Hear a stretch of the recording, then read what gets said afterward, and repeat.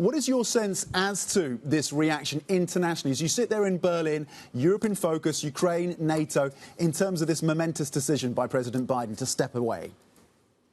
Yeah, Tom, I mean, for everybody in Europe, many of the mainstream politicians of the biggest nations here, I mean, Biden was a real breath of fresh air, particularly after Donald Trump, who took obviously a quite untraditional approach to many of the traditional allies here in Europe. And so I think for many of the leaders here, namely Olaf Scholz, who was out on Twitter, for example, thanking Biden, saying that the transatlantic cooperation is close, NATO is strong, the U.S.A. is a good and reliable partner for us, and that Biden's decision to not run deserves a lot of respect. And I think that's the tone we're getting from a number of leaders here in Europe. Where it gets, pretty interesting are the two sort of areas and countries that really are reliant on Joe Biden and the United States, both in the form of Zelensky, who says he will always be thankful for President Joe Biden's leadership, supporting for the country in their most dramatic moment in their history.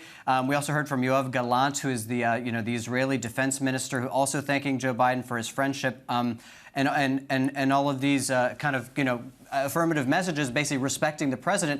The question is going to be for many of these is not really who the Democratic candidate that replaced him is the question is going to be how does this bear now on the presidential race, because you have very stark outcomes, very different ones between Trump and Biden, particularly when it bears on the question of Ukraine. It's going to be watched very closely. And of course, Benjamin Netanyahu was, I think, on the plane on his way to D.C. to go meet with Biden when all of this transpired. So we know he'll be there, arriving there today, meeting with Biden and probably Kamala Harris tomorrow.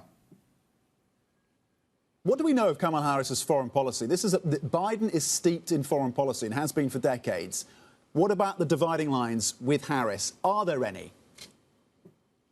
Yeah, so listen, this is a really interesting question, Tom, because really her focus during this administration has really been the southern border, which is, of course, a sort of international role, but not really something that you think about when you think about Europe and China and all these sort of broader themes. I mean, generally speaking, everything is expected to stay more or less aligned in terms of the questions of Ukraine support, the questions of NATO, the questions of toughness on China. Where things do get a little bit interesting, Tom, and this is particularly relevant now that Benjamin Netanyahu is on his way to D.C., is that she was one of the first to call for a ceasefire in Israel, has been more outspoken on the question of Israel and its sort of involvement and how it sort of prosecuted its war with Gaza. So I think that actually is a pretty interesting first meeting to have. And of course, Tom, where this is really interesting is it really draws a very, very sharp contrast with what we heard from the RNC last week, particularly from J.D. Vance, who has promoted a much more sort of isolationist policy and much less multilateralism than you get from Kamala Harris.